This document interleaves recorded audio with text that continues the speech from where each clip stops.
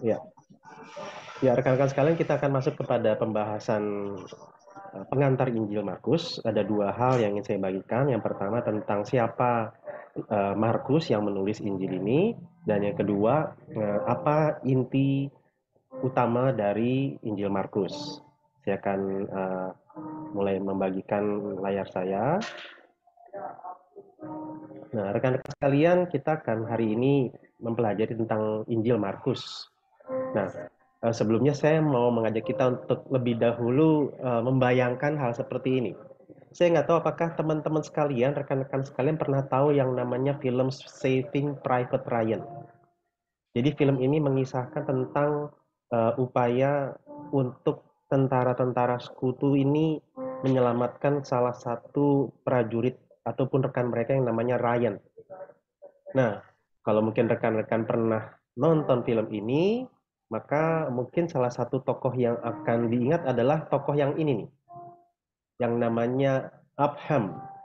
Tulisannya Uphan, Upham, Upham. Nah, kenapa ini akan menjadi tokoh yang sangat diingat kalau nonton film ini? Ya, ini film udah lama, jadi kalau rekan-rekan dengar cerita saya mungkin nggak terlalu merasa kecewa ya, karena filmnya udah lama. Jadi harusnya nggak perlu sedih lagi. Kalau film baru belum ditonton, saya cerita itu mungkin mengesalkan buat teman-teman sekalian. Nah, tapi ini film lama, jadi semoga nggak membuat teman-teman kesal. Nah, yang membuat orang sangat mengingat tokoh Abraham ini adalah karena di dalam film ini, ketika di pertempuran akhir antara pihak sekutu dengan Jerman, waktu itu ada salah satu rekan tentara yang ya bergabung bersama-sama dengan Abraham ini udah mau ditangkap sama tentara Jerman. Kalau rekan-rekan lihat, Abraham ini udah punya mengalungkan peluru di lehernya, dia pegang senapan. Nah, ketika ada temennya yang sedang dalam posisi terjepit mau ditangkap oleh tentara Jerman, Abraham ini malah ketakutan. Dia kemudian merembet ke tangga dan turun ke bawah sehingga akhirnya dia kabur sambil ketakutan dan menangis. Dan akhirnya rekannya yang harusnya bisa dia selamatkan, dia minta tolong dan justru malah ditinggalkan oleh si Abraham ini sehingga akhirnya rekannya tersebut ditangkap dan mati. Sehingga ini orang kabur, lari ketika ada orang yang membutuhkan bantuan, ketika ada orang yang meminta tolong. Nah, rekan-rekan sekalian, kalau rekan-rekan punya atau ketemu orang yang seperti Abraham ini, kira-kira label apa yang kita bisa kasih buat orang ini? Gimana rekan-rekan? Silakan tulis di kolom chat. Ketemu orang yang seperti ini, kira-kira julukan apa yang cocok buat dia? Oke, ya, pengecut ya. Apalagi? Ya, yang pasti pengecut. Nah, jadi rekan-rekan sekalian, kita mungkin pernah ketemu orang yang pengecut, dan mungkin ada juga orang yang pengecut di dalam kehidupan kita. Ya, pengkhianat. Ya, teman tapi ternyata di saat membutuhkan dia malah tidak melakukan apa-apa, bahkan meninggalkan kita. Nah, jadi memang ini orang yang seperti ini, kira-kira menurut saudara, apakah saudara senang punya teman yang seperti ini? Ada yang senang punya teman seperti ini?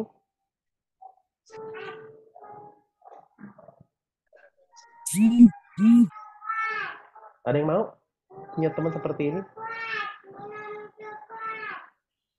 No ya. Kalau kita dikhianati teman, pasti kita sulit banget untuk mau jadi temannya dia lagi. Sulit banget untuk mau terima dia lagi. Nah, rekan-rekan sekalian, ini sebenarnya sedikit banyak merupakan gambaran dari penulis Injil Markus. Kenapa demikian? Karena kalau rekan-rekan membaca, ada satu bagian di dalam Injil Markus yang tidak ada di dalam Injil-Injil yang lain ketika mengisahkan tentang peristiwa penangkapan Yesus di Taman Getsemani. Nah, jadi kalau rekan-rekan lihat, ketika Tuhan Yesus mau ditangkap oleh prajurit-prajurit, nah kemudian Di dalam Injil Markus ada sebuah bagian yang menarik.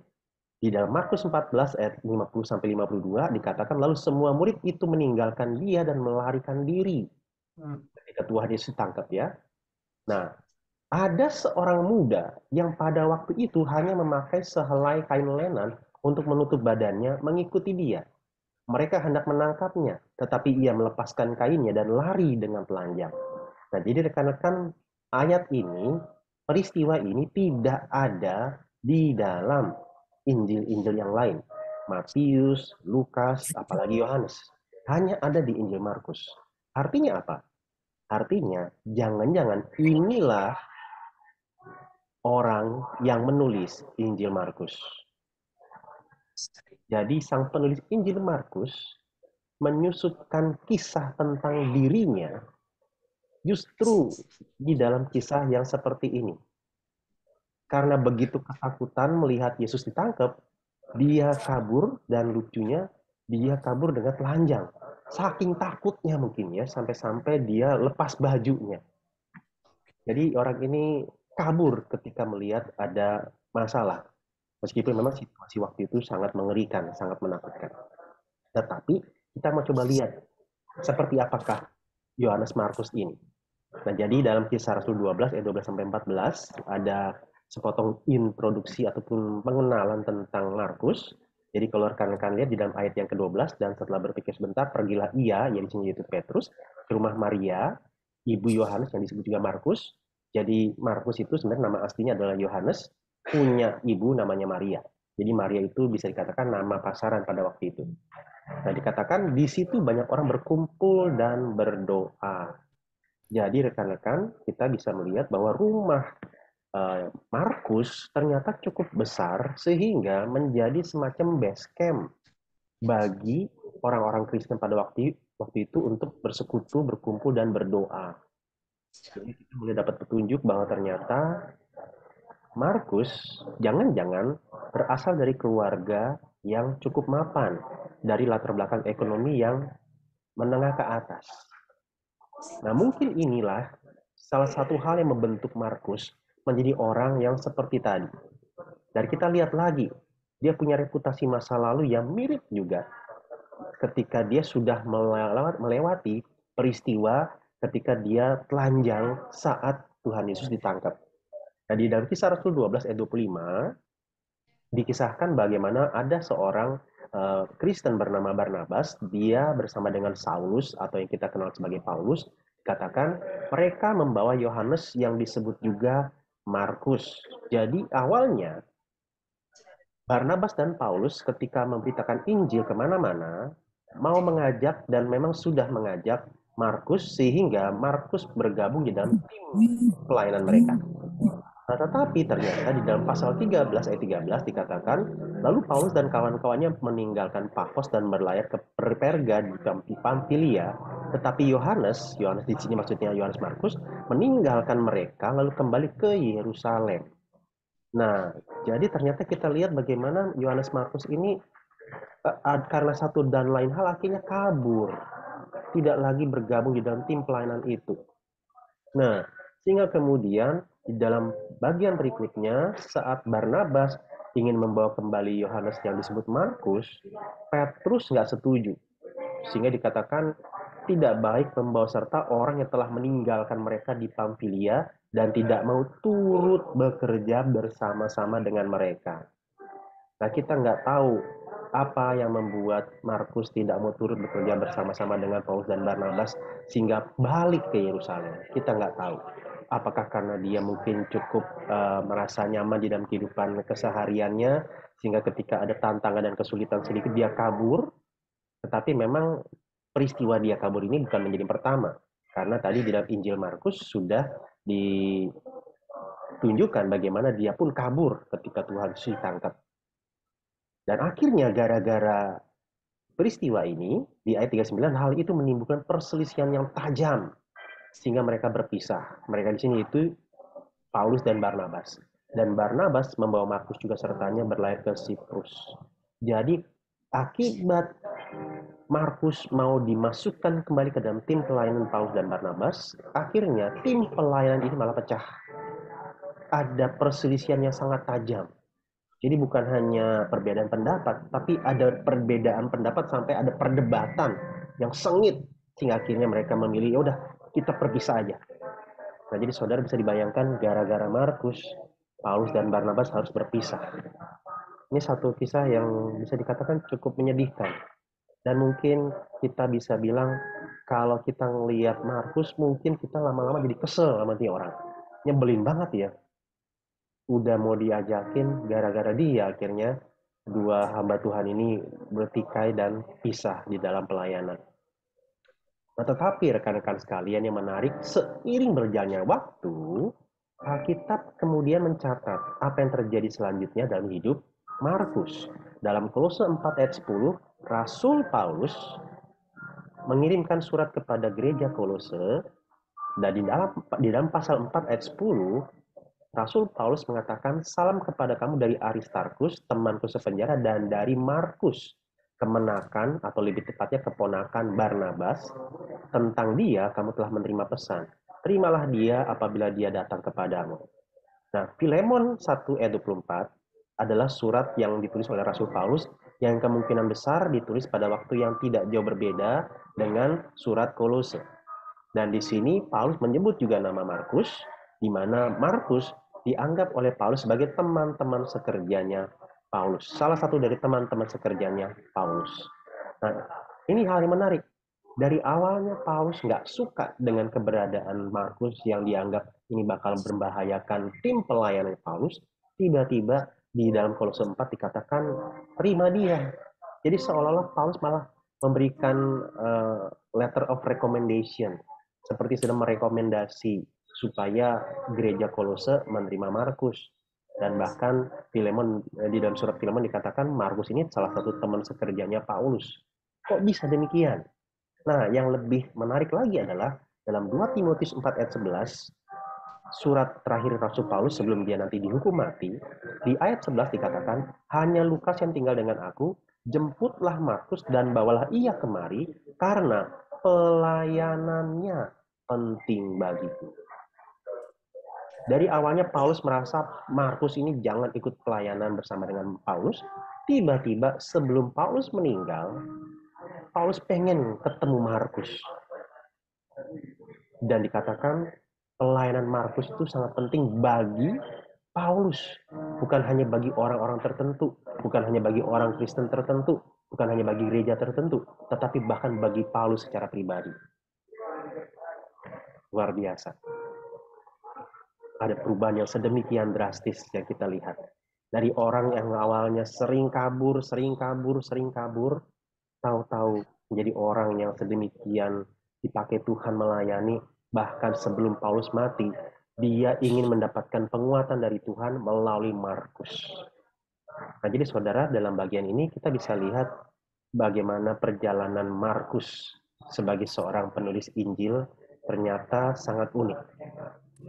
Nah, jadi kita bisa lihat meskipun masa lalu Markus bukan masa lalu yang bagus, dia seorang pengecut, tetapi ternyata kita bisa katakan bahkan pengecut pun bisa berubah menjadi seorang yang pemberani. Nah, makanya ada yang mengatakan dalam bahasa Inggris mungkin pengkalimatannya lebih menarik ya. Just because you're trash doesn't mean you can't do great things. It is called garbage can, not garbage cannot. Permainan kata dalam bahasa Inggris lebih kelihatan ya. Maksud gini, jangan karena kamu itu sampah, maka kamu mengatakan kamu nggak bisa melakukan hal yang besar. Kenapa? Karena yang namanya ini nih, kaleng sampah, kalau bahasa Inggrisnya garbage can, ini disebut garbage can, bukan garbage cannot. Nah, ini ada permainan kata ya. Karena kata can bisa diterjemahkan sebagai kaleng, bisa juga diterjemahkan sebagai bisa. Jadi sampah juga bisa, bukan sampah nggak bisa. Jadi rekan-rekan sekalian, ya, jadi hal memalukan seperti Markus pun bisa Tuhan pakai untuk pelayanan. Ya, benar Pak TKP ya. Jadi ya kita semua adalah sampah ya, punya kegagalan dan kekurangan kita masing-masing, tetapi ya kita disebutnya sebagai garbage can, bukan garbage cannot. Jadi sampah juga bisa, Bukan tidak bisa. Nah, pertanyaannya kenapa kok bisa seperti ini? Apa yang membuat Markus bisa berubah?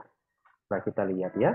Yang menjadi titik balik adalah ketika di dalam Kisah Rasul 15 dikatakan Barnabas membawa Markus. Jadi ada pendampingan, pembimbingan yang penuh dengan kesabaran yang dilakukan oleh Barnabas, yang kemudian selanjutnya di dalam 1 Petrus 5 ayat 13 dikatakan salam kepada kamu sekalian dari kawanmu yang terpilih yang di Babylon dan juga dari Markus anakku. Yang menulis surat 1 Petrus adalah Rasul Petrus. Dan dia mengatakan bahwa Markus adalah anak Petrus. Anak di sini bukan maksudnya anak kandung secara jasmania, tetapi anak rohani. Bahwa bagaimana Markus ini ketika dibawa oleh Barnabas, kemudian diperjumpakan dengan Petrus, dan melalui perjumpaan dengan Petrus itu, Petrus dengan begitu sabar, bijaksana, dia memberikan pertolongan, bimbingan, dan termasuk juga menjadi narasumber bagi penulisan Injil yang dibuat oleh Markus. Sehingga kalau kita bisa lihat apa yang membuat Markus bisa berubah, karena ada orang-orang yang dengan penuh kesabaran membimbing dan menuntun dia. Sehingga Markus menjadi orang yang penting bagi gereja Tuhan. Nah, menariknya rekan-rekan, kalau kita lihat di dalam bagian ini, Petrus adalah rasul yang pernah murtad, pernah gagal, pernah kabur. Sehingga kita bisa lihat bahwa bagaimana Petrus bisa sedemikian sabar terhadap Markus, itu pasti karena Petrus mengalami bagaimana Tuhan Yesus sangat sabar terhadap Petrus. Nah, sehingga saudara, kalau Tuhan saja sedemikian sabar terhadap kita yang penuh dengan kelemahan, mari kita juga belajar untuk sabar terhadap orang-orang di sekitar kita dengan berbagai kelemahan dan keterbatasan mereka. Meskipun bukan berarti kita membiarkan mereka, tetapi setidaknya kita tetap sabar terhadap mereka. Kita tetap bisa mengasihi mereka. Kita bersedia untuk terus mendoakan mereka. Itulah yang Markus alami dari Petrus, dan itulah yang Petrus alami dari Tuhan Yesus. Nah, jadi saudara, saya masuk kepada bagian yang berikut, dan inilah gambaran ketika Petrus di dalam kesabaran Tuhan Yesus mempercayakan domba-dombanya kepada Petrus di dalam Yohanes pasal yang ke-21 ayat 15 sampai yang ke-19. Nah, sekarang kita fokus kepada siapa Kristus yang dikisahkan dalam Injil Markus. Nah, ini yang menjadi poin utama dari Injil Markus tersebut. Sangat jelas bahwa di dalam Markus 1 ayat 1, Injil Markus dimulai dengan kata-kata, inilah permulaan Injil tentang Yesus Kristus anak Allah. Ayat ini menjadi permulaan dari pasal 1, tapi juga sekaligus permulaan dari Injil Markus. Bahwa Yesus adalah anak Allah. Nah, Yesus adalah anak Allah. Yesus bukan sekedar manusia biasa yang punya kebijaksanaan, tetapi Yesus adalah anak Allah. Dia adalah Allah. Nah, sosok seperti apa yang ditekankan melalui Injil Markus ini? Di dalam ayat yang kedua digambarkan seperti ada tertulis dalam kitab Nabi Yesaya, lihatlah aku menyuruh utusanku mendahului engkau, yang menggenapkan ayat 3, persiapkanlah jalan untuk Tuhan, luruskanlah jalan baginya. Demikianlah Yohanes Pembaptis menjadi penggenap dari nubuat di ayat 2 dan 3 ini. Nah, jadi saudara, kita bisa mulai membayangkan ketika ada seseorang yang datang, tetapi untuk orang itu datang, ada utusan yang mendahului supaya kelompok ataupun masyarakat yang hendak menerima kedatangan orang ini lebih siap. Nah, kalau sampai ada utusan yang harus mendahului pribadi tersebut, berarti pribadi ini bukan pribadi sembarangan. Ibaratnya ada pejabat tinggi yang mau datang. Dan ini adalah satu hal yang wajar, satu hal yang umum. Kalau ada pejabat, apalagi kalau presiden datang, maka pasti akan ada informasi sebelumnya. Pasti akan ada orang yang akan mengumumkan sebelumnya. Kenapa? Kalau misalnya presiden tiba-tiba datang ke sebuah tempat, pasti orang-orang akan kaget. Dan nggak siap untuk menyambut kedatangan dari presiden tersebut. Nah, biasanya memang hal seperti ini kadang-kadang dipakai untuk sidak, inspeksi mendadak. Untuk orang-orang tertentu yang mungkin dirasa mencurigakan, kinerjanya kurang baik, hanya bekerja kalau atasan datang, biasanya itu akan mengalami yang namanya sidak. Tiba-tiba atasan datang tanpa ngomong-ngomong.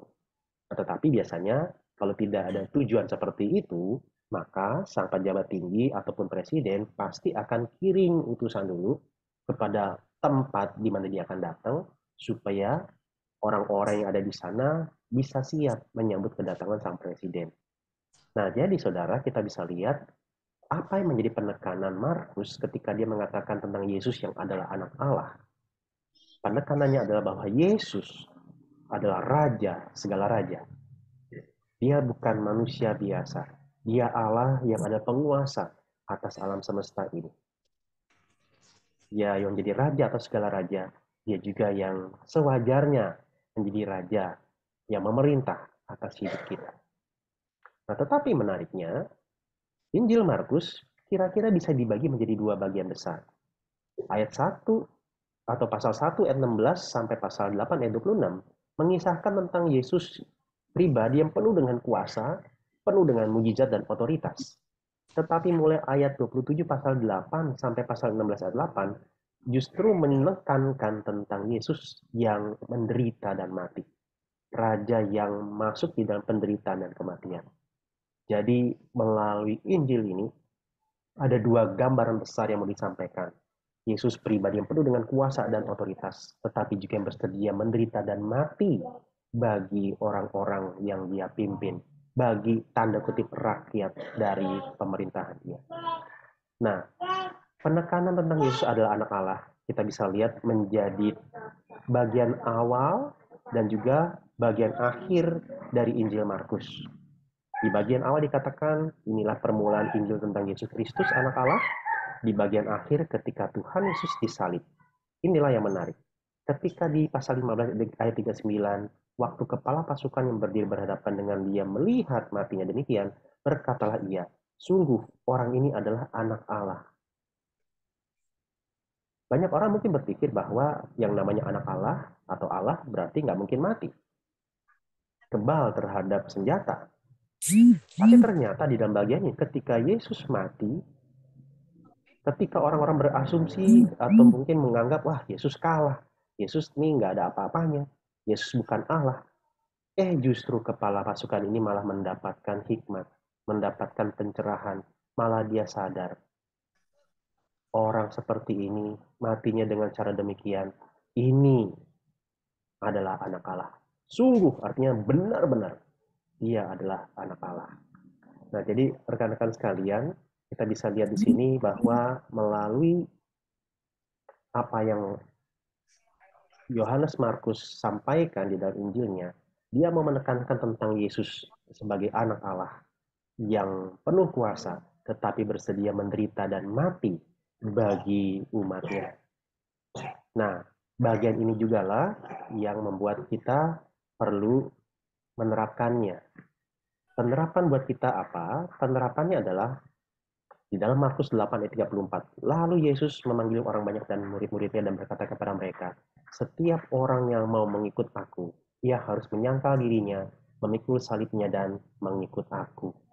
Nah, jadi saudara, melalui Injil Markus, justru ketika Markus mau menyampaikan tentang Yesus yang adalah anak Allah, dia raja segala raja, Markus justru mau menekankan, ketika kita sadar bahwa Yesus adalah raja segala raja, maka sewajarnya, seharusnya kita mau menjadi murid-muridnya, kita mau menjadi pengikutnya, kita bersedia mati, kita bersedia menderita bagi dia.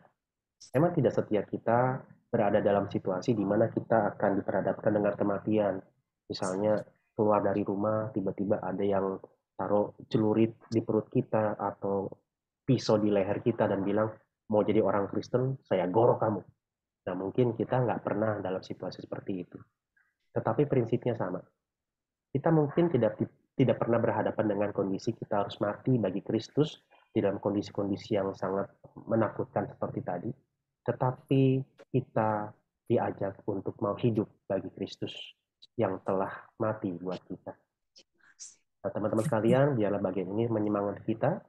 Semakin kita sadar bahwa Kristus adalah pribadi yang paling berharga, maka demi dia kita bersedia menderita. Kita kita belajar untuk setia mengikut Tuhan. Amin. Ya, sekian rangkuman tentang Injil Markus yang saya bisa bagikan kepada kita semua. Dari rekan-rekan sekalian, kalau ada yang mau ditanyakan, boleh. Baik dari yang saya sampaikan barusan, atau mungkin ketika melakukan pembacaan Injil Markus, ada ayat-ayat tertentu yang ingin ditanyakan, silakan rekan-rekan juga bisa boleh bagikan, atau kalau mungkin ada berkat yang didapat ketika baca Injil Markus juga silakan. Boleh diciptakan di forum ini. Ada?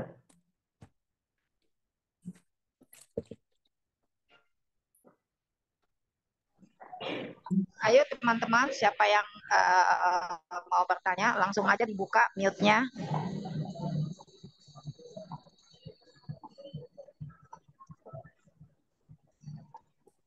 Ini tempatnya ya untuk bertanya di sini ya. Ayo.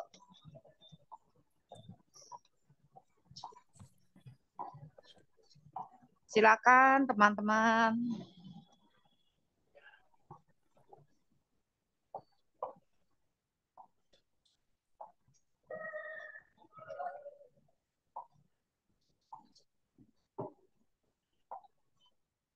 Ayo jangan ada rasa sungkan atau malu atau rasa apa gitu ya. Silakan bertanya. Biasanya Pak Teguh nih paling banyak nanya nih. Pak Teguh.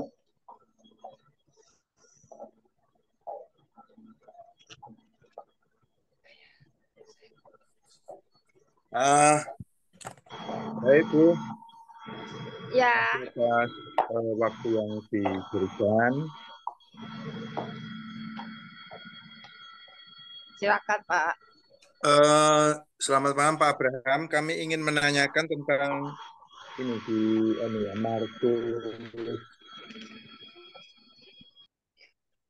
Markus 11 ya Pak ya.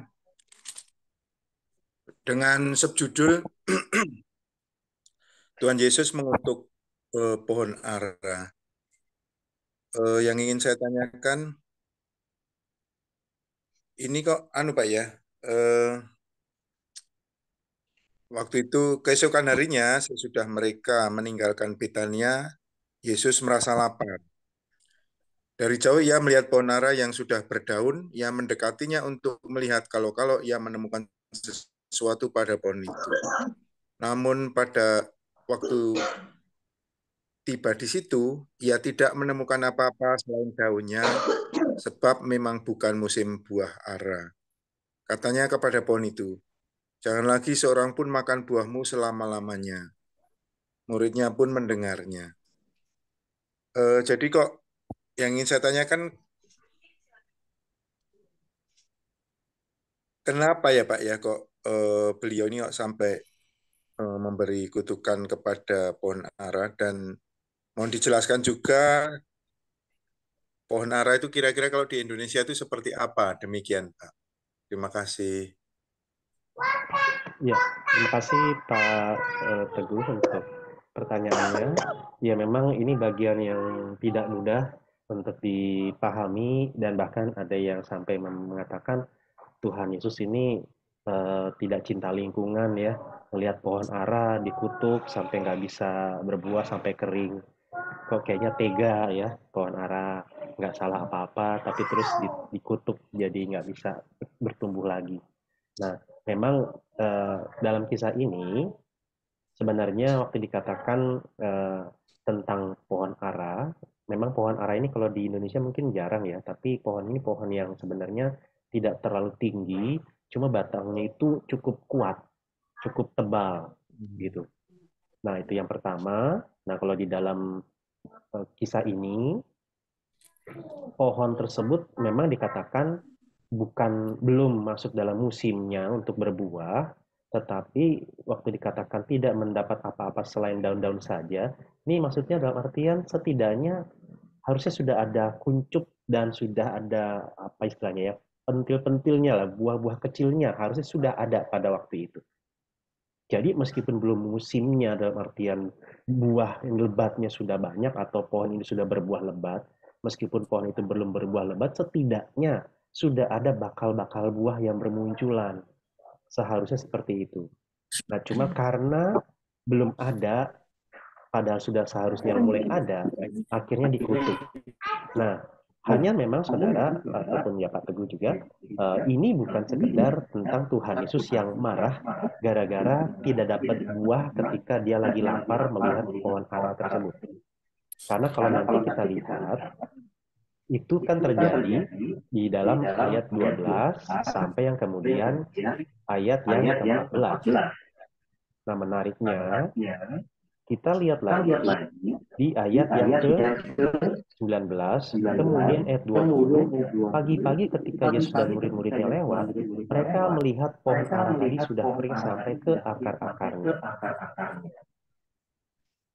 Sekarang kita coba bayangkan, kalau misalnya ayat 15 sampai ayat 18 dihapus dari Alkitab kita, ini berandai-andai aja saudara ya, jangan diterapkan. Kan kalau nanti seandainya rekan-rekan baca tadi ya, Tuhan Yesus mengutuk pohon ara, kemudian ada sebuah peristiwa berikutnya, nah sesudah peristiwa berikutnya, murid-murid bilang, itu pohon ara yang dikutuk Tuhan itu sudah kering. Nah saudara, kalau misalnya peristiwa di tengah-tengahnya ini dihilangkan, maka akan lebih enak buat kita ngelihat, waktu pas Tuhan Yesus double suaranya ya. Oke. Beli suaranya menggema. Iya, menggema. Oke. Yang Zoom-nya Yosafat dimatiin suaranya, Pak. Oh iya, oke. Oke, ya. Masih bergema? Enggak ya? Udah enggak, Pak, sudah bagus. Oke. Ya, makasih. Terima kasih untuk ininya ya, informasinya. Nah, jadi rekan-rekan sekalian, waktu di dalam bagian pertama Yesus mengutuk pohon ara, kan kita nggak tahu peristiwa berikutnya apakah memang pohon ara itu benar-benar dikutuk atau enggak, kalau tidak ada ayat yang ke-20. Nah, kalau misalnya nanti rekan-rekan baca dari ayat yang ke-14 sampai ayat yang ke-20 langsung lompat ke ayat 20, dari ayat 14 langsung ke 20, maka kisah pengutukan pohon ara itu lebih cocok. Nah, cuma ternyata di antara waktu Yesus mengutuk dan pohon ara itu kering, ada kisah tentang ayat 15 sampai 18, yaitu kisah tentang Yesus yang marah ketika para pemuka agama melakukan transaksi jual beli di halaman Bait Allah. Nah, ibaratnya ini bukan sekedar teras luar ya, tetapi ini adalah halaman Bait Allah, artinya tempat untuk orang untuk mulai bisa beribadah, dipakai buat jualan. Buat jual kambing domba, buat tukar uang, supaya orang bisa persembahkan korban. Nah, kalau sampai ada tenant-tenant untuk orang jualan di lokasi intern Bait Allah, berarti pihak otoritas agama saat itu yang mengizinkan, dan pasti ada pungutan di situ. Pungutan liar, nyewa tempat yang terjadi. Nah, artinya pihak otoritas agama saat itu main uang di situ. Sehingga ibadah justru dikomersilkan. Nah, ini membuat Yesus marah. Orang-orang yang hidupnya dekat dengan agama, baca kitab suci, hidupnya bukannya menghasilkan buah, tetapi malah hidupnya menjadi semacam benalu di dalam kehidupan beragama. Ambil manfaat, malah bukannya memberikan manfaat bagi orang lain. Nah, ini yang menjadi pesan utamanya. Bahwa sebagaimana Tuhan Yesus ketika mengharapkan pohon ara itu menghasilkan buah, dan akhirnya karena tidak maka dikutuk, demikian juga menyoroti tentang kehidupan agama para pemimpin dan pemuka waktu itu, yang harusnya hidupnya menghasilkan buah, dampak dan manfaat bagi orang sekitar, tapi justru malah memperalat orang lain, menipu orang lain. Inilah yang dikutuk oleh Tuhan Yesus. Ini yang dikecam oleh Tuhan Yesus, sehingga dia membongkar bangkir meja penjualan dan seterusnya. Sehingga gambaran tentang pohon ara yang tidak berbuah itu menjadi gambaran tentang kehidupan keagamaan pemimpin-pemimpin waktu itu yang mandul. Nah, jadi kira-kira seperti itu pesan utamanya. Semoga bisa membantu Pak Teguh. Apakah cukup jelas? Oh, baik Pak. Jadi ternyata ini merupakan simbol ya Pak ya tentang kehidupan dari orang-orang Farisi ini yang benar-benar perbuatan atau kelakuan mereka justru bertolak belakang dengan apa yang mereka sampaikan, dan transaksi jual beli, mengkomersialkan apa yang menjadi jabatannya demi kepentingan pribadi mereka. Dan sungguh jelas ini Pak, ternyata dari 12:13 ini 12:14 mengutuk Ponara yang tadinya kami berpendapat bahwasanya ya seperti Bapak uraikan tadi bahwasanya kenapa tidak salah kalau langsung dikutuk. Nah, kemudian ada sisipan Yesus menyucikan bait Allah. Kami pada malam ini Pak benar-benar sudah dicerahkan. Ternyata ini merupakan gambaran dari tokoh-tokoh agama pada saat itu ya Pak ya. Ya, benar Pak, kategori ya. Jadi pengutukan Ponara ini semacam simbol ya, semacam perumpamaan ataupun contoh alat peraga. Iya benar Pak. Sangat ini Pak, pada malam ini kami benar-benar boleh dicerahkan, sangat memberkati dengan pelajaran membedah Injil Markus pada malam hari ini Pak. Terima kasih Bapak. Ya, sama-sama Pak, puji Tuhan. Ya, ada lagi yang lain? Mungkin sebelum kita lanjut ke pertanyaan, kalau bisa kita foto dulu aja ya. Soalnya biasanya kalau udah terakhir, foto pada hilang semua nih. Tolong ya semua buka kamera. Tolong bisa dibantu Musa di foto. Halo Musa, tolong bantu ya. Belum pada buka sih, belum pada buka. Ya, tolong ya teman-teman, tolong tampilkan wajahnya yang cantik dan yang ganteng-ganteng. Tolong Cici semua gitu karena ya. Cici gitu ya. Iya, saya masih di luar nih. Bukan, Cici gitu ya. Gila foto. Bukan, ini kan sebagai bukti kalau kita, ya kan kita sama-sama nih bersatu. Satu tim grup MBA gitu loh. Ya, tolong semuanya buka ya, karena setiap kali udah berapa kali hilang. 3, aduh, bentar ya. 3, 2, 1. Aisin. Belum, itu baru halaman pertama. Halaman kedua ya. Halaman kedua, ditahan dulu senyumnya, senyum Pepsodentnya. Giginya mana giginya? 3, 2. Mana itu Sisilia? Belum keluar giginya. 1. Itu juga si Alien gadang. Senyum, cerah. Senyum cerah. 3, 2, 1. Senyum bahagia. Nah, udah. Tapi ada beberapa yang nggak bisa senyum. Kayaknya semua bahagia nih, lihatnya mukanya bagus nih. Iya, bagus mukanya. Senyum semua. Ya, oke dilanjut sekarang pertanyaan. Oke, boleh dilanjut. Biasa Ko Yanto banyak pertanyaan. Ko Aming banyak pertanyaan. Tanera. Ko Aming. Aming siapa Ko Aming? Itulah Tanera. Oh ya, saya mau tanya yang Oppo itu Handkim ya? OEPF7 itu Handkim. Nggak di rename-nya, nggak diganti nama, jadi saya bingung setiap kali. Ayo dong, boleh ditanyakan. Kalau di grup kan nggak bisa nanya ya.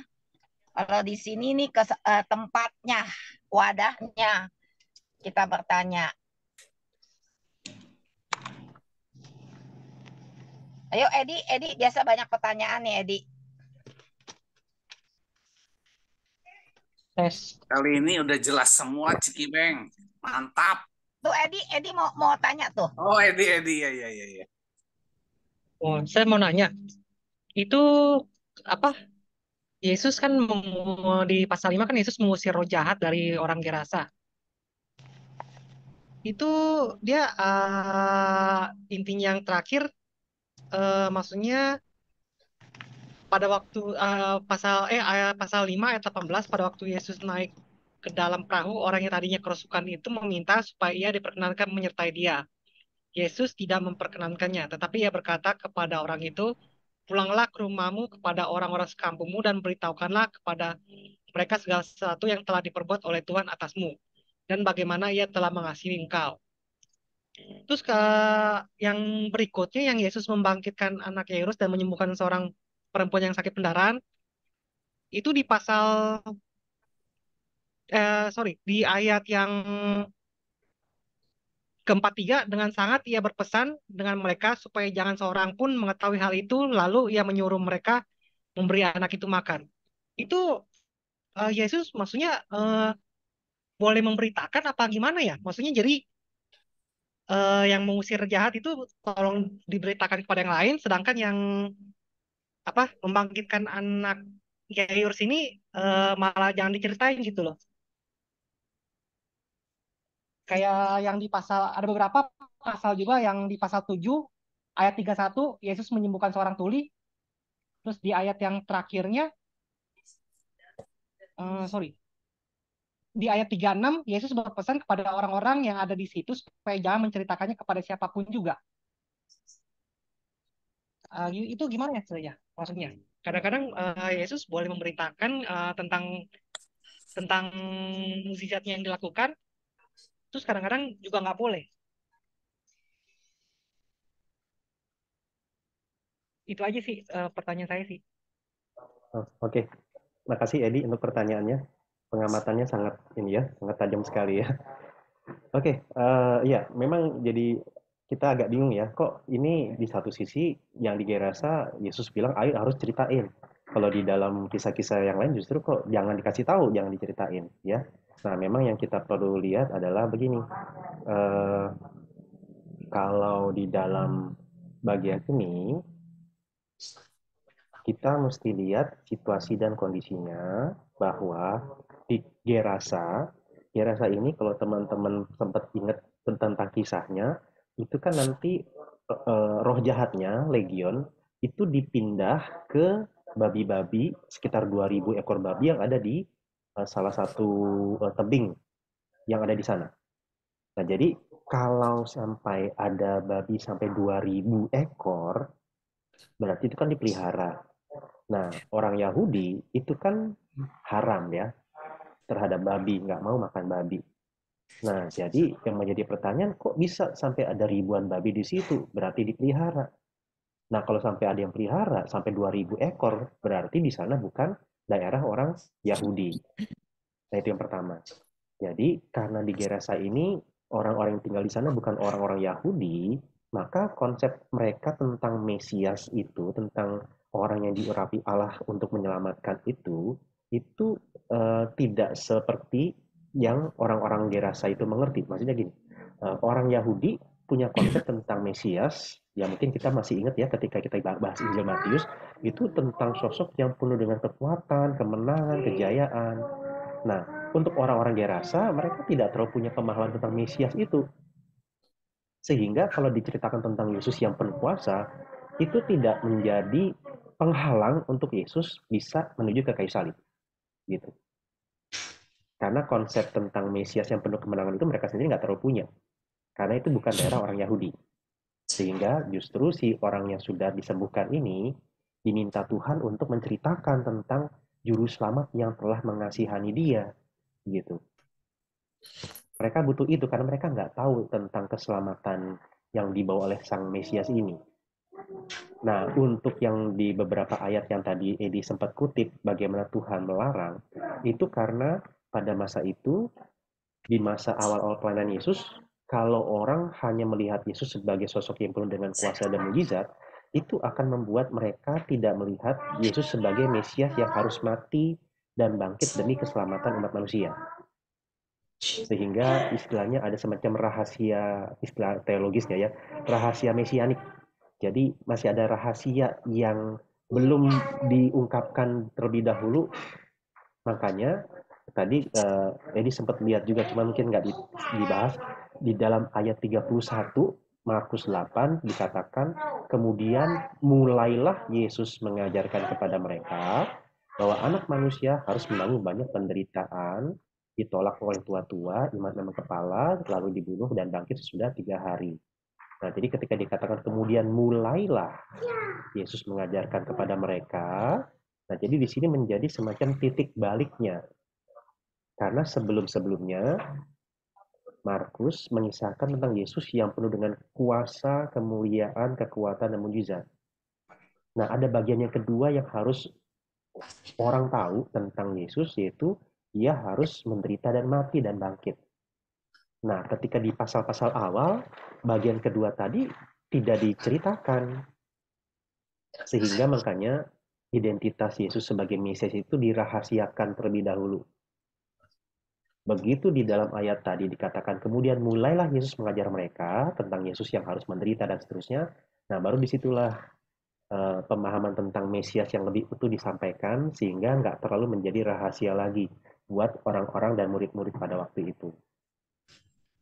Jadi dibedakan antara Markus 5, orang Gerasa yang non-Yahudi dengan orang-orang Yahudi. Gitu. Untuk orang-orang Yahudi, di awal-awal dirahasiakan dulu identitas Mesias yang utuh tadi. Tapi kalau buat orang Gerasa yang non-Yahudi, langsung dikasih tahu tentang siapa Yesus. Begitu. Semoga cukup jelas ya, Edi. Gimana, Ed? Mau ada tanggapan? Atau mungkin masih mau ditanyakan?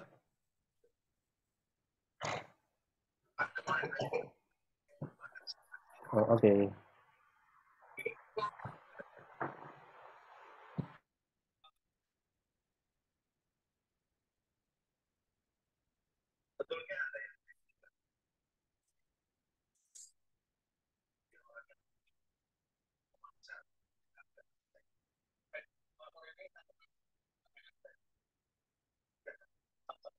Halo, udah cukup jelas semuanya? Ada lagi yang mau bertanya? Belum dibuka mic-nya kok Yanto. Oh iya, Yanto, Herianto. Tes. Iya. Ini saya mau tanya Pak Abraham. Ini di Markus 2 hal berpuasa. Apakah orang Kristen, kapan sih orang Kristen melakukan puasa? Kalau orang agama lain kan berpuasa Bulannya. hari, iya, kapan sih dia melakukan hal berpuasa itu? Orang Kristen boleh melakukan berpuasa. Kalau orang Islam kan mungkin Senin Kemis. Kalau orang gitu kan. Iya. Orang Kristen kapan gitu melakukannya? Oke. Ya, memang kalau itu ya pertanyaannya Pak Yanto ya? Iya. Oh, oke. Tentang puasa ya. Ya, memang kalau di dalam Kekristenan, kalau untuk Katolik memang ada masa-masa puasa dan pantang sebelum masa-masa Prapaskah ya, atau di dalam masa-masa Prapaskah. Nah, tapi sebenarnya setiap kita itu, mau Kristen ataupun enggak, sebenarnya kita itu puasa. Tahu nggak? Bahwa kita sebenarnya setiap hari itu puasa. Bukan puasa secara fisik, maksudnya puasa fisik. Jasmani, beneran puasa. Jasmani. Oh. Nah, bahasa Inggrisnya sarapan apa? Nomor berapa? Bahasa Inggrisnya sarapan apa? Breakfast. Breakfast. Nah, breakfast itu dari dua kata. Break, memecah atau mengakhiri. Pas itu puasa. Jadi kita sarapan itu sebenarnya kita lagi buka puasa gitu. Jadi waktu kita malam kan kita tidur. Waktu kita tidur itu kita puasa, nggak makan. Nah pagi-paginya sarapan, nah itu kita buka puasa. Jadi sebenarnya kita tiap hari puasa, ya. Gitu. Enggak, maksudnya mungkin apakah kita berpuasa tentang maksudnya tidak melakukan dosa memperkecil dosa gitu. Apakah mungkin seperti itu, Oh, Abraham? oke. Ya, itu eh, kalau di dalam Yahudi memang ada puasa, di Katolik juga, makanya tadi ada sempat saya sebut tentang pantang, puasa dan pantang. Biasanya orang-orang Kristen Katolik itu mereka menyertakan di dalam masa-masa puasa mereka 40 hari itu adalah dengan pantang. Misalnya pantang apa? Pantang garam. Waktu mereka makan, itu mereka nggak makan pakai garam atau garamnya dikurangi demikian rupa. Atau Iya. misalnya pantang daging, nggak makan daging. Nah, cuma memang yang menjadi pertanyaan, kalau kita orang Kristen Protestan, nah jadi rekan-rekan sedikit info, baik kita Katolik dengan kita itu sebenarnya sama-sama Kristen. Sama-sama Kristen, cuma kalau Katolik itu dikatakan Kristen Katolik, kalau kita Kristen Protestan. Kita sama-sama pengikut Yesus sebenarnya. Ya, cuma bedanya itu tadi. Mereka Kristen Katolik, kita Kristen Protestan. Nah, kalau kita di Protestan, kita tidak secara khusus punya tradisi untuk puasa. Tapi di dalam Alkitab, kita ketika berpuasa, itu kita sebenarnya sedang melakukan yang namanya duka cita. Kita sedang mengekspresikan sikap duka cita. Jadi kapan kita puasa, ya kapan aja kalau kita mau. Iya. Gitu. Jadi duka cita atas apa? Duka cita atas dosa. Alkitab ketika bicara tentang berduka cita, biasanya itu ada mereka berkabung, pakai kain kabung, kepalanya dikasih debu dan abu, kemudian mereka berpuasa. Nah, jadi itu gambaran mereka sedang berduka cita atas penderitaan, atas dosa, dan ketika di dalam Injil itu dikatakan, kapan ya, kan ditanya sama orang-orang nih ke Yesus, kok murid-muridmu nggak puasa sih? Yesus bilang, loh, kalau ada pengantin laki-laki, masa iya sahabatnya puasa? Ibaratnya kita lagi di resepsi pernikahan, ada mempelai laki-laki lagi bikin pesta, terus bestman-nya, krunya, masa mereka puasa? Padahal ada resepsi, kan tamu jadi bingung loh, ini jangan-jangan makanannya nggak enak nih. Nah, itu kan ilustrasinya. Jadi maksudnya Tuhan Yesus, saya lah mempelai laki-laki. Nanti ada masa-masa ketika pengikutku berpuasa, maksudnya adalah ketika Kristus mati karena dosa. Demi menebus dosa. Jadi kita puasa karena kita sedang berduka cita atas dosa-dosa kita. Gitu. Iya. Jadi kita berpuasa untuk itu, untuk menolong kita, mengkondisikan kita untuk makin menyadari bahwa ya kita menyesal atas dosa-dosa kita. Gitu. Oke. Thank you. Tentang satu lagi nih, Pak Abang. Tentang di Markus 10, tentang perceraian. Oh iya. Itu kan kalau di Kristen kan kita nggak boleh, maksudnya kita udah punya istri, kita menyukai seseorang lagi, nggak boleh kan, itu namanya juga berzina kan. Iya. Maksudnya. Betul. Kalau mungkin dengan agama yang lain, mungkin itu boleh. Anggap saja kalau kamu mampu, kalau kamu bisa menafkahi lahir dan batin gitu kan. Kalau Islam kali. Iya, kan boleh agama lain, agama lain. Ya. Terus satu lagi, kalau dia misalnya ingin kawin lagi, tunggu sampai maksudnya istrinya mati baru dia boleh kawin lagi, gitu ya? Apakah memang begitu? Ya iya. Kalau dia menurut agama Kristen. Iya. Jadi memang kalau di dalam Markus 10 itu kan ini sebenarnya ada pertanyaan ya, lagi di Tuhan Yesus lagi dites nih. Boleh nggak sih seorang suami menceraikan istri? Nah, kemudian kan orang-orang itu bilang ya, buktinya ada tuh. Nabi Musa kasih izin.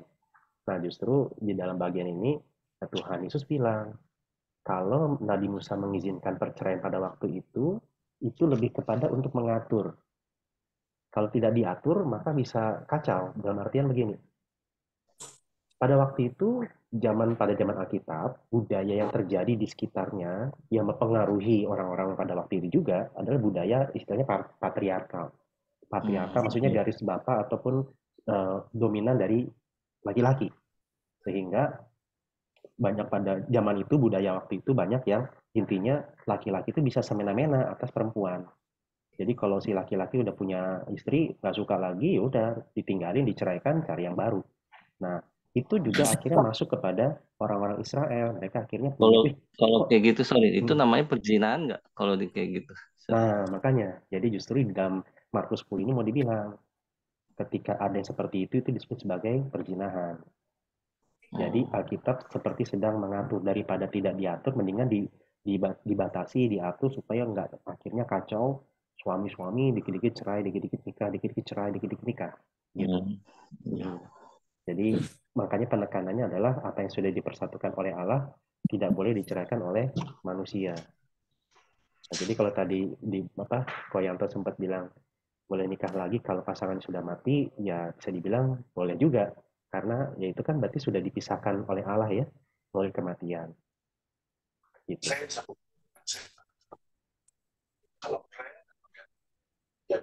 Ini pertanyaan Yanto selalu menyentuh kehidupan real manusia. Bagus. Enggak, soalnya kan teman-teman saya kan orang sebelah agama Islam gitu. Gitu. Jadi saya suka sindir-sindir, kenapa sih kalau orang kita agama Kristen nggak boleh gitu kan? Kalau agama kamu kan Islam boleh gitu. Dia bilang kan kalau asalkan mampu secara lahir dan batin boleh gitu. Jadi perdebatan juga. Seperti kasus yang terbaru kan di India ada yang diperkosa terus dibakar tuh ya, karena anggapannya nilainya mungkin wanita itu dianggap lebih rendah nilainya dibanding laki-laki ya Pak Contoh Abraham ya. Iya betul Pak. Justru makanya Injil Markus ini menarik karena di dalam pasal yang kelima, kalau nggak salah ya, yang tadi sempat dikutip ya, yang Tuhan Yesus menyembuhkan perempuan sakit pendarahan, Tuhan Yesus membangkitkan seorang anak perempuan dari kematian. Ini sebenarnya sedang menyoroti bukan hanya bicara tentang Tuhan Yesus yang berkuasa atas penyakit, tetapi kan begini, di dalam budaya waktu itu, tadi yang pertama sudah sempat disinggung sama Pak TKP ya, bagaimana perempuan itu warga negara kelas 2, jadi sangat dianggap rendah. Nah yang kedua, perempuan pendarahan berarti karena dia pendarahan, di dalam kitab Imamat dikatakan dia itu najis. Nah, jadi bayangkan ada perempuan warga kelas 2 najis pula. Nah, kalau kita ketemu dengan orang seperti ini, biasanya kita akan menghindari. Nah, tapi di dalam kisah Yesus di sini, waktu pas si perempuan ini menjamah jubahnya Yesus, kemudian sembuh, Tuhan Yesus justru tanya, siapa yang jamah jubahku? Nah, ini bukan maksudnya Tuhan Yesus tidak tahu, tapi Tuhan Yesus lagi mau minta agar si perempuan itu menyatakan dirinya, menunjukkan dirinya. Sehingga kan dia tadi sakit pendarahan. Dia pasti dijauhi orang-orang. Nah, begitu dia bilang, saya dulu sakit pendarahan, tapi sekarang saya disembuhkan oleh kuasa Engkau. Nah, kalau ini dia umumin, pasti akhirnya apa? Orang-orang tidak menjauhi dia lagi. Orang-orang tidak menganggap dia najis lagi. Jadi Tuhan Yesus dalam hal ini sedang mengangkat derajat perempuan. Demikian juga si perempuan atau anak kecil yang mati. Itu anak perempuan. Jadi double. Ada perempuan kecil pula. Anak kecil itu juga dianggap rendah, dihina, dan nggak ada nilainya. Nah, yang ketiga, dia perempuan, masih kecil, mati. Nah, di dalam perjanjian lama, kalau nyentuh mayat, dianggap najis. Harus ada masa-masa mengucilkan diri dan kemudian masa-masa pentahiran. Nah, Yesus, waktu pas mau membangkitkan si perempuan kecil ini, harusnya tinggal teriak aja, tinggal nyebut aja. Tapi ternyata dia pegang tangannya si perempuan kecil ini, dan kemudian dibilang talitakum. Hai anak kecil, bangunlah. Nah, jadi artinya dalam bagian ini Tuhan Yesus itu sedemikian menyayangi perempuan dan anak-anak, sehingga melalui dua kisah ini, mujizatnya dinyatakan supaya orang-orang bisa lebih menghargai lagi yang namanya perempuan. Nah, jadi itu salah satu pesannya ya dari kisah ini. bahwa kuasa Yesus itu justru salah satunya adalah untuk menaikkan kembali harkat dan martabat perempuan. Demikian, Pak.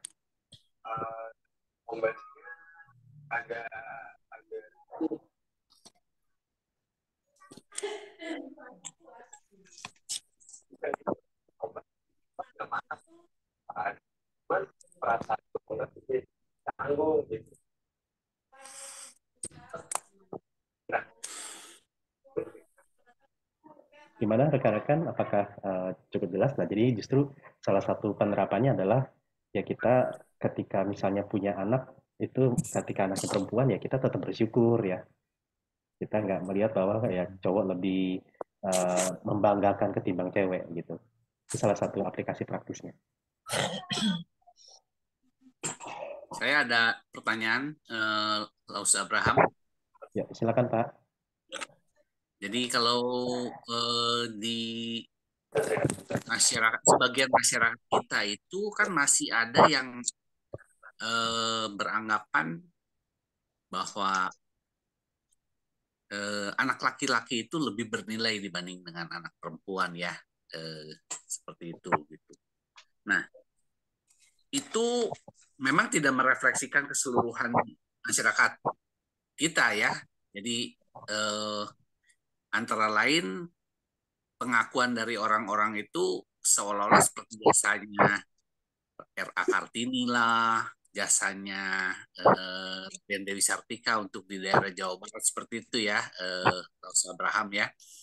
Nah, sebetulnya jadi bisa dimengerti bahwa sebelum adanya Kartini, sebelum adanya Dewi Sartika, betapa anak atau wanita itu rendah derajatnya ya. Mereka tidak diizinkan bersekolah, mereka hanya ya ini pengakuan saya juga, tua saya sendiri waktu itu juga ya anak perempuan nggak usah sekolah tinggi-tinggi lah, sekolah tinggi juga nanti akhirnya masuk dapur juga gitu, seperti itu mindsetnya gitu ya.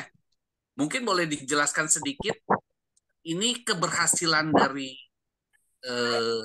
pesan yang disampaikan Yesus di zaman Markus ini, atau merupakan gerakan emansipasi yang memang secara global juga memang digemakan oleh aktivis-aktivis yang ingin mensetarakan secara gender gitu ya. Itu cukup dari saya. Oke, baik, terima kasih Pak Penatua TKP. Jadi memang tentang kesetaraan pria dan wanita itu kan hanya gerakan dari kaum feminis yang ingin kesetaraan, meskipun seringkali bukan kesetaraan yang mereka cari, tapi dominasi perempuan atas laki-laki. Jadi ini kita bisa lihat akhirnya bisa jadi satu, ibaratnya tidak mau jatuh kepada satu bagian di mana wanita sangat direndahkan, tapi malah jatuh kepada bagian yang sangat bertolak belakang, yaitu wanita harus di atas laki-laki. Nah, jadi justru di dalam kekristenan kita melihat bahwa ya tetap wanita itu ya wanita, ada hal-hal yang wanita bisa lakukan, ada hal-hal yang wanita tidak bisa lakukan, ada hal-hal yang pria bisa lakukan, ada hal-hal yang pria tidak bisa lakukan. Salah satunya apa? Hamil. Jelas hamil, wanita yang bisa hamil, laki-laki nggak bisa hamil. Jadi itu salah satunya. Nah, jadi kita bisa di dalam Alkitab justru kita lebih bisa melihat ya kita unik sebagai seorang pria, kita unik sebagai seorang wanita. Sehingga pandangan tentang meningkatkan kembali atau mengangkat kembali harkat wanita itu bukan sekedar gerakan feminisme, tetapi itu adalah apa yang Alkitab serukan. Nah, karena memang pada zaman itu ketika manusia sudah jatuh dalam dosa, maka berbagai macam cara manusia menilai, termasuk menilai wanita pun rusak. Makanya kalau kita baca kitab Rut, itu dikatakan bahwa Rut itu lebih berharga daripada sekian anak laki-laki. Jadi ternyata dalam kitab Rut itu mau ditegaskan bahwa yang terpenting bukan gendernya, tapi karakter dan iman orang itu. Itu yang membuat seorang mertua bisa bangga dengan seorang menantu. Ya, kalau nanti rekan-rekan baca kitab Rut ya, di dalam pasal yang ketiga, pasal yang keempat kalau saya tidak salah, ada semacam ungkapan puji-pujian tentang Rut. Ada ungkapan kekaguman tentang Rut, bagaimana karakter dan iman dia itu begitu mengagumkan bagi Naomi, sehingga kemudian akhirnya Ruth menikah dengan Boaz. Tetapi pujiannya itu mengatakan tadi bahwa Ruth lebih berharga daripada sekian laki-laki. Jadi Alkitab sudah dari awal sudah mencoba untuk membenahi cara pandang manusia yang sudah salah tentang diri maupun sesamanya. Dan ini juga yang menjadi penolong buat kita ya, untuk kita bisa lebih proper lagi, lebih tepat lagi dalam melihat baik pria maupun wanita dari sudut pandang umat Kristiani. Nah, kalau tentang ngapain kuliah tinggi-tinggi kalau ujung-ujung jadi ibu rumah tangga ataupun di dapur, sebenarnya kuliah di sini bukan sekedar untuk gelarnya, tetapi pembentukan pola pikir, pembentukan logika berpikir, pembentukan nilai-nilai hidup. Nah, itu yang dibentuk dan dibangun di situ, sehingga ketika seorang ibu ini misalnya punya pendidikan yang tinggi, salah satu keuntungannya adalah kalau nanti dia jadi ibu rumah tangga, maka ibaratnya suaminya aman, karena ketika nanti suaminya bekerja, suami merasa aman bahwa nanti anak-anaknya akan diajar dan dibimbing oleh wanita yang bijak, gitu.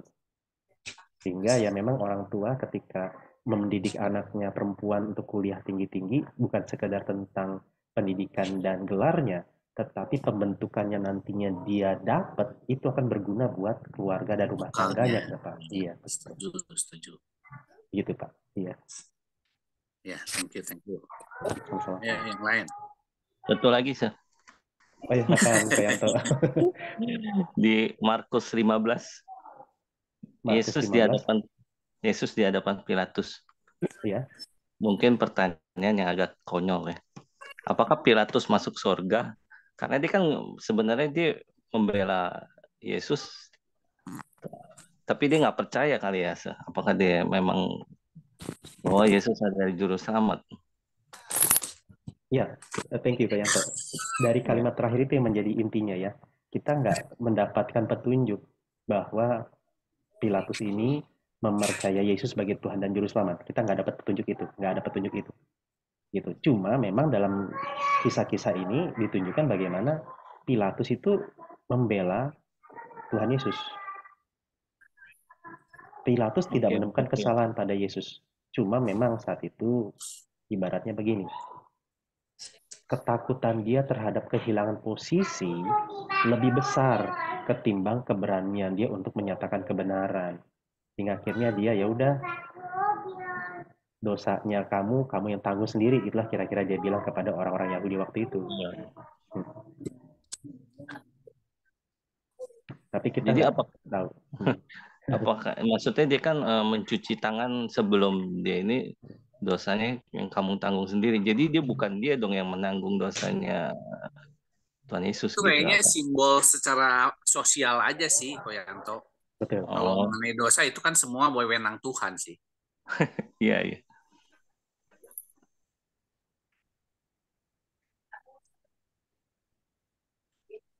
Iya, cuci tangannya itu sebagai simbol.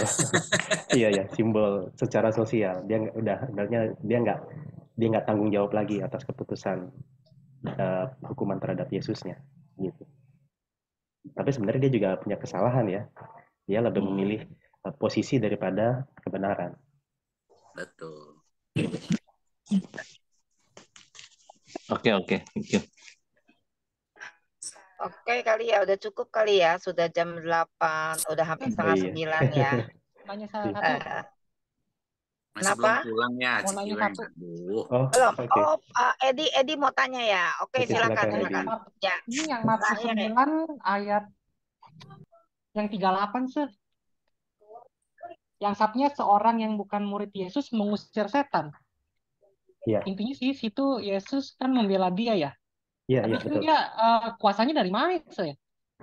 Kan setahu saya kan biasa kan kalau murid-murid yang damping dia kan ada dibilang kan ada kuasa tuh.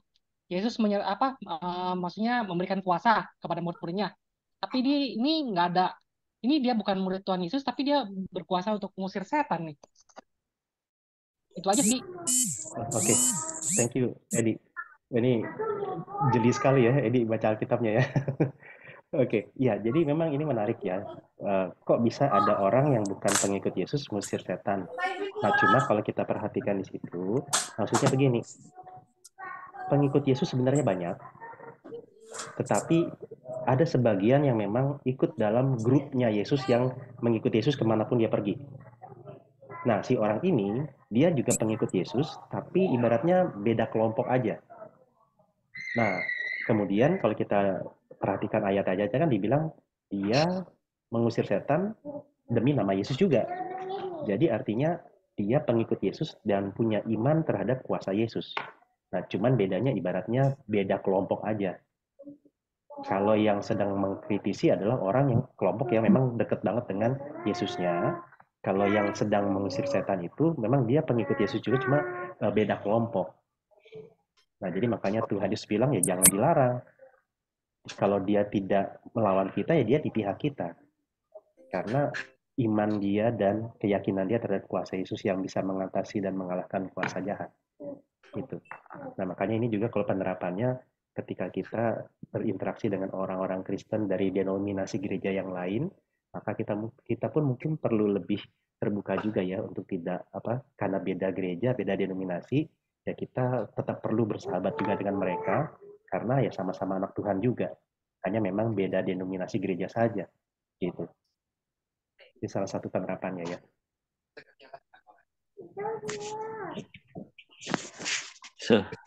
Sorry nih, saya mau nambahin. Maksudnya kalau kan saya pernah baca kitabnya, dia bisa menyembuhkan, dia bisa mengobati. Tetapi Tuhan Yesus tidak mengenal siapa kamu. Saya tidak mengenal kamu. Maksudnya saya ngeri sekali. Maksudnya dia bisa menyembuhkan, bisa mengobati gitu loh. Orang-orang sakit, mengusir setan gitu loh. Berkuasa lah istilahnya. Iya, berkuasa lah. Terus Tuhan Yesus menolaknya gitu loh. Maksudnya saya tidak mengenal kamu. Saya tidak gitu. Maksudnya nyala kamu gitu. Oh iya. Nah itu memang di Matius pasal 7 ya. Dan memang kalau tadi yang dikutip Koyanto kan ada orang-orang yang pada masa hidupnya itu bilang, aku mengusir setan demi namamu, melakukan banyak mujizat demi namamu juga. Nah tapi kemudian Yesus dengan terus terang berkata, aku tidak pernah mengenal kamu. Nah kemudian kata-katanya, enyahlah kamu pembuat kejahatan. Jadi ini dua hal yang mau disoroti. Yang pertama, orang-orang ini ternyata nggak punya relasi apa-apa dengan Tuhan Yesus. Makanya dikatakan Tuhan Yesus nggak kenal mereka. Nggak ada hubungan apa-apa. Cuman ngutip-ngutip doang, minjem-minjem aja nama Yesusnya. Yang pertama. Yang kedua, dikatakan pembuat kejahatan. Artinya, sebenarnya mereka itu hidupnya jahat. Sehingga ini semacam sebuah tolok ukur bagaimana kita bisa mengetahui ini orang sesat apa enggak, ini orang bisa diikuti atau enggak, ya lihat aja hidupnya. Apakah hidupnya itu benar atau hidupnya penuh dengan kejahatan. Jadi meskipun bisa melakukan banyak mukjizat, kalau ternyata hidupnya itu nggak bermoral, jahat, penipu, ya udah nggak usah diikutin. Gitu. Saya dengar ayat itu saya ngeri loh. Nah iya betul. Saya juga ngeri sih. Jangan-jangan saya yang itu ya. Iya. Saya mengajar demi namamu juga. Iya. Abe, saya mau nanya satu ayat. Silakan Bu Cucuy. Ini di Markus 12, 10b sampai 11. Ya. Nah, batu yang dibuang oleh tukang bangunan telah menjadi batu penjuru. Hal itu terjadi dari pihak Tuhan. Suatu perbuatan ajaib di mata kita. Nah, saya belum ngerti Pak, tolong dijelasin kalimat ini. Oh ya, oke. Terima kasih Bu Cucuy. Memang kita perlu lihat ayat sebelumnya juga. Jadi ayat-ayat sebelumnya itu kan perumpamaan tentang kebun anggur. Jadi maksudnya ketika dibilang di ayat 10 batu yang dibuang oleh tukang-tukang bangunan telah menjadi batu penjuru. Nah, batu ini siapa? Batu ini adalah Yesus. Jadi Yesus ini adalah pribadi atau pihak yang dibuang oleh tukang-tukang bangunan. Siapa tukang-tukang bangunannya? Pemimpin-pemimpin agama pada waktu itu. Jadi pemimpin-pemimpin agama waktu itu menolak Yesus. Nggak suka dengan kehadiran Yesus, ingin menyingkirkan Yesus. Nah, tapi ketika mereka berusaha untuk menyingkirkan Yesus, bahkan akhirnya membunuh Yesus melalui Pilatus, dibilang telah menjadi batu penjuru. Nah, batu penjuru itu memang kalau dalam istilah teknik sipil di zaman kita jarang ada ya rumah pakai batu penjuru, biasanya pakai batu fondasi. Cuma pada zaman itu sebuah rumah itu harus pakai batu penjuru. Batu penjuru ini yang menjadi tolok ukur pedoman bagi dibangunnya sebuah rumah. Jadi ibaratnya batu yang ibaratnya diabaikan, pengen disingkirkan, justru menjadi yang utama. Nah, jadi ibaratnya maksudnya Kristus yang pengen dibuang dan disingkirkan itu justru menjadi yang terutama bagi pembangunan bait Allah, bait yang rohani.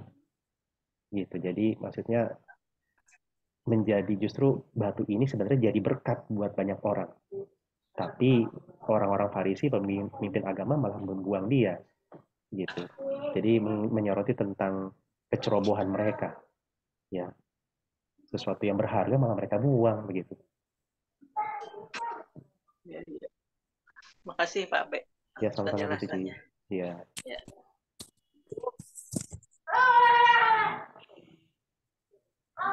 Oke, saya rasa udah cukup ya, udah 8:30 ya. Oh iya. Iya nih udah. Nah, oke, kalau gitu. Terakhir siapa yang mau tanya lagi? Fleming. Ada yang mau tanya? Masih ada yang mau tanya lagi? Satu aja, satu pertanyaan. Tadi siapa tuh? Oh, nggak ada, udah. Oke. Oke ya, kalau gitu nggak ada, saya minta TKP ya untuk Pak Tingking untuk menutup ya. Tadi waktu pembukaan dipanggil-panggil nggak ada. Jadi sekarang tutupnya ya. Oke. Bapak, Ibu, Saudara sekalian, mari kita tunduk kepala, kita berdoa. Bapak Surgawi, kami mengucap syukur, terima kasih ya Tuhan, untuk kesempatan kami boleh mempelajari sebagian daripada firman-Mu. Sertailah kami ya Tuhan, biarlah firman ini bisa menjadi pelita bagi kaki kami dan penuntun dalam kehidupan kami Tuhan. Izinkanlah kami untuk bisa meneladani kehidupan Engkau ya Tuhan, agar kami boleh menjadi saksi-Mu di bumi ini. Ini doa kami Tuhan, kami bersyukur dalam nama Tuhan kami Yesus Kristus. Amin.